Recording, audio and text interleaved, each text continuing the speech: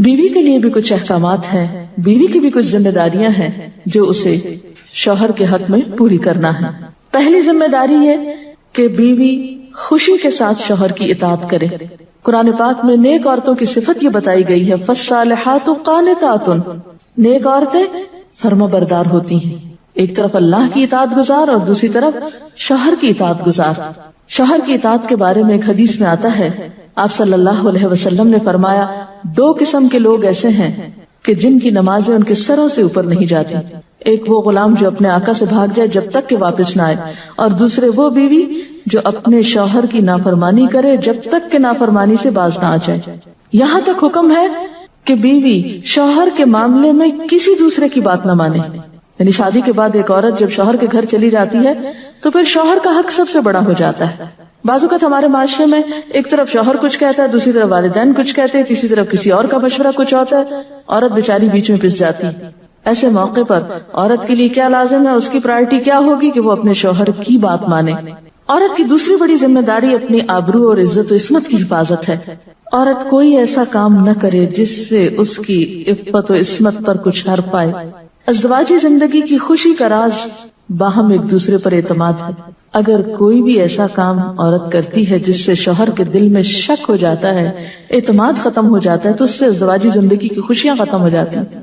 یہ اعتماد بے حد ضروری ہے اور اس کے لیے اپنی عزت عصمت کی خصوصی حفاظت۔ نبی صلی اللہ علیہ وسلم نے فرمایا، عورت جب 5 وقت کی نماز پڑھے، اپنی آبرو کی حفاظت کرے، اپنے شوہر کی فرما بردار رہے، تو وہ جنت کے جس دروازے سے چاہے داخل ہو جائے۔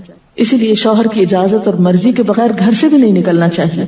حضرت معاذ بن جبل کہتے ہیں کہ نبی صلی اللہ علیہ وسلم نے فرمایا، خدا پر ایمان رکھنے والی عورت کے لیے جائز نہیں کہ وہ اپنے شوہر کے گھر میں کسی ایسے کو آنے دے جس کا آنا شوہر کو پسند نہ ہو، اور ویسی صورت میں گھر سے نکلے جب اس کا نکلنا شوہر کو پسند نہ ہو۔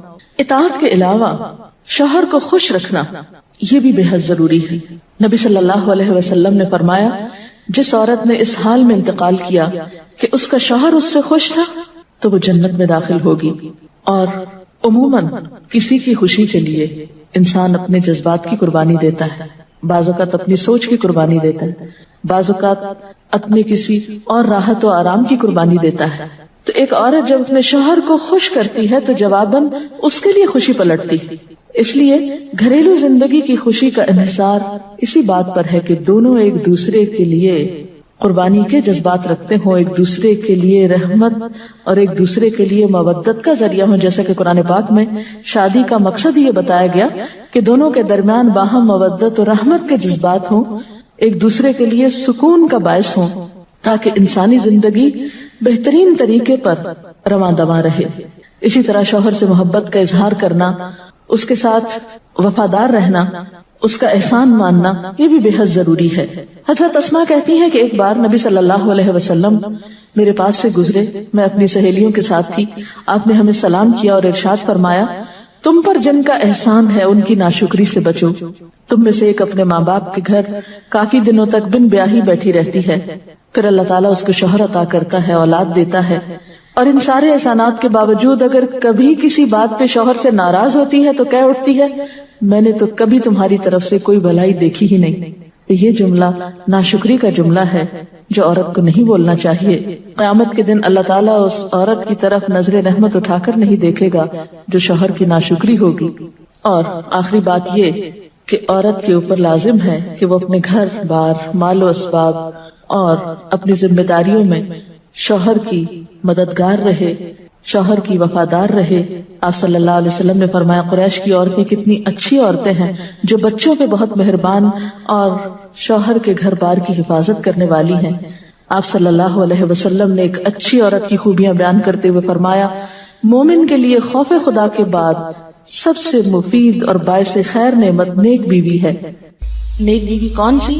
اس کی کیا تعریف ہے کہ جب شوہر کوئی کام کہے تو خوشی سے کر دے، جب اس پہ نگاہ ڈالے تو اس کو خوش کر دے، اور جب اس کے بھروسے پہ قسم کھا بیٹھے تو قسم پوری کر دے، اور جب کہیں چلا جائے تو اس کے پیچھے اپنی عزت و آبرو کی حفاظت کرے، اور شوہر کے مال اور اسباب میں اس کی خیر خواہ رہے، اس کو ضائع نہ کرے۔ ایک اچھی بیوی کی خوبیاں آپ صلی اللہ علیہ وسلم نے بتائیں۔